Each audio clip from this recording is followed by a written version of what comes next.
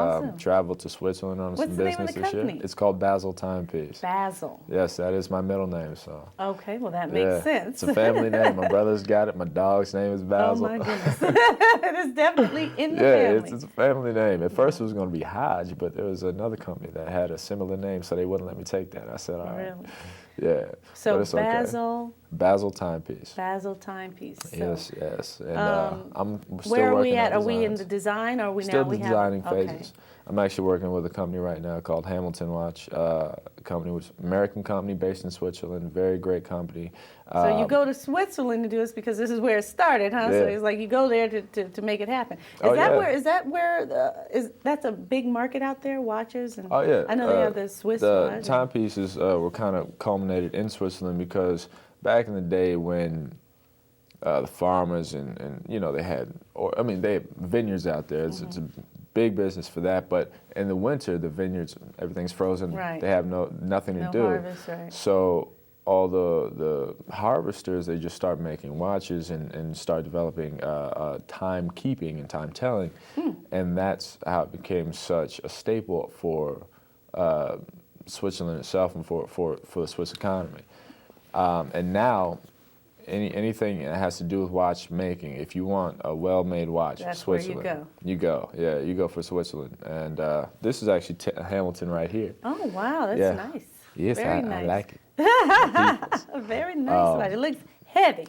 No, it's not actually. It's very light and it's durable, very durable. But it's quite light, and I barely feel it on my wrist sometimes. So you're planning to create watches of that caliber and style. Yes, indeed. And you will call Casey and give her a ladies' watch. Are you going to have ladies' watches? As soon as I start developing ladies' watches. Good. I have ideas. Okay. Right now I'm hitting the men's market. What I've realized, a growing trend is a lot of women start buying men's watches for themselves. They like bigger faces, bigger watches. I more. don't, but they do. And when I don't even have one on, but when you get it ready, you call me and I will wear it on my show. Okay, we'll do that. Well, I tell you, it's going to be a couple years away because it takes years to develop watches. Really? Watches and movement. I design the look of the watch, but also the movements, the mechanism inside. That takes years to develop. So, but for me, this is not a quick passion project. It's something that I plan to pass on to my kids and my grandkids. Hopefully, that's what I would like. You're thinking way out there. Look at you. That's awesome. Well, it's like Johnson & Johnson and Trump and all those guys. They have those companies, and you rarely hear that, especially in our community, African Americans. But just in general, I think it would be great to have a future already set up. Even if my kids don't want to be in that part of the business, my family's always going to have a stake in the business, so we can get, this is ours. We got to build something that's ours, and if this can happen, that'd be nice. I can't pass on acting to my kids. Well, if they want to do it. Will Smith, you can't. No. Yeah, you Will Smith, But right now I feel like, if they want to do it, go ahead. But acting is a wild, wild west business. If I establish something that's actually solidified already, that's guaranteed, I can be like, hey, look, you got a future. College is paid for already. Well, that doesn't mean. Let me clear up something real quick, because I don't want anybody to misunderstand. He's talking about future kids. Future kids, I have none right now. Exactly. I'm still a baby. Exactly. Okay, we gotta make sure if I get they that call, hey, guess what? I think not.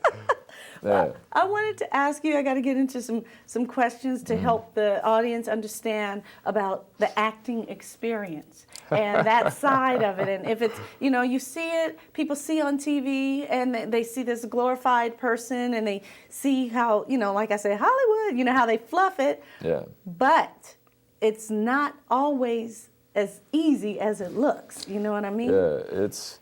the auditioning and all that. How grueling is that? I'll be honest with you. I've been doing this for 21 years now, and there's not one day that I've actually found this business easy. The art part of it, when you actually have a job and you're allowed to do your thing, the artistic part of it I love, and that's easy. The business, where you're trying to fight through the politics and actually acquire a job and go past that to maintain a career or establish a career, that's the most difficult part. And to be honest, I love what I do. I would never tell somebody to do this. I would say, if you get your education, go get some job with a little bit more security. Because regardless of how good you are, you can be a great actor, phenomenal actor. That doesn't guarantee that you will have a career, because there's so many politics that outweigh what and how and you who. move. Yes, and who, exactly. Definitely. It's been told to me before by a producer, an actual producer, that 9 times out of 10, the right actor for the job won't get the job. Right. Politics. Right. Yeah. So it's not an easy experience at all, and I can't glorify. It's definitely a who you know type of business. We know that for sure. I mean, it's weird. It's a little bit of both of who you know and how much hustle you have, because most of the jobs that I've gotten, usually it's like my mom hustling, saying, "Look, you need to see my boy," and because she knows when a role is right for me. And, sometimes just go up and then just take it. I mean, sometimes I don't know the people. They don't know me. They have no clue what I do or who I am. And it is very difficult. But I just go in with the mind state, and I say, look, it's mine. I'm taking it. Enough said. I heard that. It's weird because there aren't many projects written for equal opportunity. Exactly. Which is very discouraging and quite frankly disappointing. Well, have you thought to be on that side of the, Oh, you I do write. right. As a matter of fact, you got to tell us about, what is this, hand jobs? Oh, God. I saw it. I cracked up. It was so funny. And I did not title that. That was the director of the piece. Yeah, and we got to make sure that people understand it. It's not what Anthony you think. Fatante. Every episode on Leverage is entitled This Something Job. Like the studio job or the Iceman job, something job. Okay. We did a parody. It's on YouTube called The Hand Jobs. Like I said, I did not title that. The director did. But it's called The Hand Jobs because it's about me teaching people how to steal, but I'm doing a very terrible job at it. Right. It was hilarious. It was hilarious. So you want to go check that out? Go ahead. Yeah, check it out. Is he really? Oh my goodness. That was so funny. But yes, I do write, and there's a necessity for it, especially as a young African American in my position in this business. Somebody needs to crack open the door for equality. Yes. For not just African Americans, but Latinos, Asians, Persians, Indians, all ethnicities. For more women, for stronger roles for females, stronger roles for different types of, like black fathers. Yeah, granted, we need to see that. Where is that? Yeah, granted, I was not raised with my father. Right. But there are good black fathers out there, and I know that I'm going to be one, so we need to represent for those that are out there and give them credit for the single parents out there, and just different versions of life.